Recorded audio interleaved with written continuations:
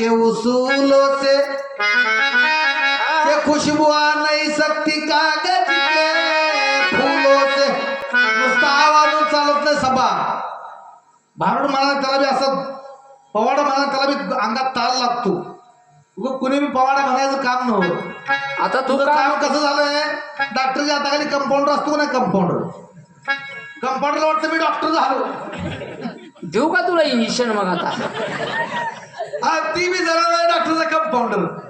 काय सांगावं, जनावर डॉक्टर असा पुढे चाललाय हे ना महाग त्याचा कासरा बॅटरी घेऊन वागवायला. आता वाटत एक उंटानं काय झालं, कवट गिळ होतं कवट. ती काय खात नव्हतं काय नव्हतं. डॉक्टर म्हणला ह्याला नीट करतो म्हणला, पण माझी 2000 रुपये फी द्यायला लागेल म्हणला त्या मदारीला. लगेच येतोय म्हणला खरा नीट. उंटाला खाली पाडलं, चारी पाय बांधायला लावले ह्याला. पाय बांधायला लागला खाली, एक 10 पावणे हातून ठेवला उंटायला खाली. आणि नाद बॅटरीने बघितलं होतं त्याला कवट दिसलं होतं.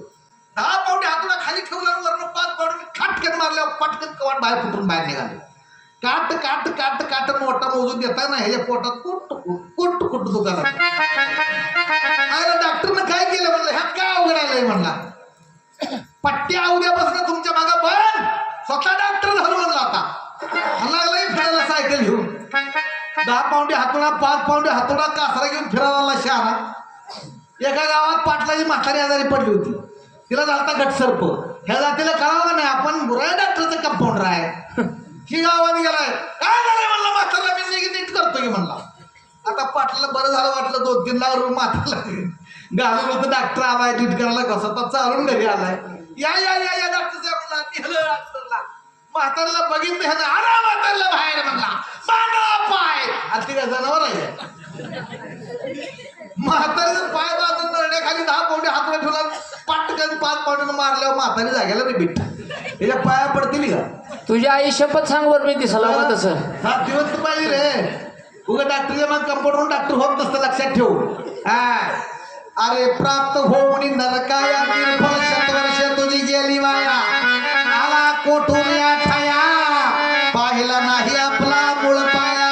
आला मोहून धनसूत जाया, लागला झोकार वागाया.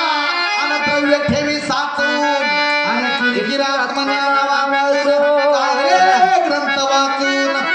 अरे ज्याने पाहिला साचा ज्योतिरूप डोळा डोळियाचा, काळ्यात काळ्याचा तिथे प्रकाश या स्वरूपाचा.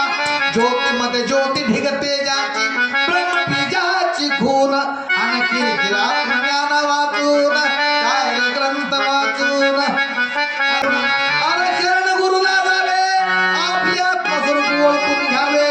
जग हे ब्रह्मरूप जाणावे, मग स्वयं ब्रह्म व्हावे.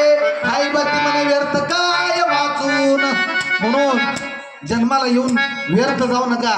गळ्यामध्ये तुळशीची माळ घाला, एखादा सद्गुरू करा. नाहीतर काय होतं, सद्गुरू नसेल तर जीवन व्यर्थ आहे. माळ गाठली तर शरीर पवित्र होणार आहे. म्हणून इथं महाराज म्हणतात, गळ्यामध्ये माळ हातामध्ये